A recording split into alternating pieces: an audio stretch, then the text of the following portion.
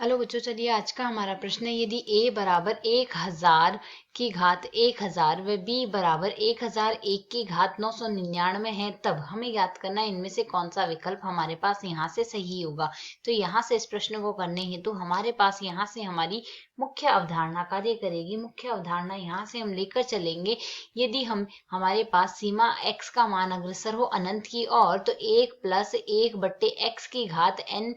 x बराबर हमारे पास यहाँ से लिखा जाता है, यह e के बराबर आता है। e का मान 2 से 3 के मध्य आता है, अर्थात यहाँ से e का जो मान आता है वह आता है 2.71 के लगभग आता है। 2 से 3 के मध्य आ गया तो 2.71 के लगभग यहाँ से हमारे पास मान आता है। तो यदि हम यहाँ से देखें इस प्रश्न में, हम यदि यहाँ से लेके चलें 1 बट्टे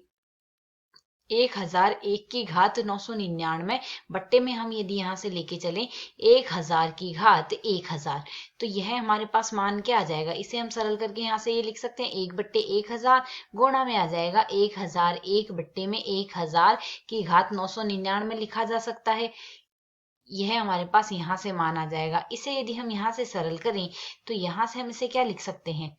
यदि हम इसे आगे और सरल करें, इसे हम क्या लिख सकते हैं 1 बट्टे में 1000, तो हम ऐसा का ऐसा लिख देंगे, और 1001 को हम लिख सकते हैं 1000 प्लस 1 बट्टे में आ रहा है हमारे पास 1000, इसकी घात बन रही है हमारे पास 999। इसे यदि हम आगे सरल करते हैं तो मान आ जाएगा 1 बट्टे में 1000 गुणा में आएगा 1 प्लस 1 बट्टे में 1000 की घात आ जाएगी 999। तो यदि हम यहाँ से देखें इस पद का मान हमारे पास यहाँ से ई से तो कम ही आएगा, इसका मान ई से तो हमेशा कम ही आएगा, और ई बट्टे में यदि 1000 और लगा दें तो इसका मान हमारे पास ई बट्टे में 1000 से कम ही आएगा। अब ई का मान 2 पॉइंट